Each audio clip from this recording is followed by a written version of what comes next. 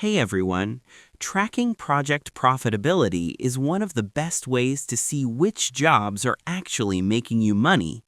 Here is the specific step-by-step breakdown for QuickBooks Online in 2026. Step 1. Enable projects in Settings. Before you can track anything, you need to make sure the feature is turned on. Click the gear icon in the top right and select Account and Settings. Go to the Advanced tab, scroll down to the Projects section and toggle it to On. While you're in Settings, also go to the Expenses tab to ensure Track Expenses and Items by Customer is enabled. Step 2. Create your first project. Now that the workspace is ready, set up the specific job. Select Projects from the left-hand navigation menu and click New Project. Enter a project name and link it to a customer. You can also add a start and end date and notes to keep the project organized from day 1. Step 3.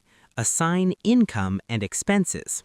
This is where the accounting happens. To track profit, every dollar must be tagged. When creating an invoice or estimate, select the project name, not just the customer, from the customer dropdown. When recording a bill, check, or expense, look for the customer/project column in the item table. Select your project there. If you plan to charge the customer back for a specific expense, make sure to check the billable box in that same row. Step 4. Track labor and view profitability. Labor is often the biggest hidden cost in a project. Use the Time Activity feature to log hours worked.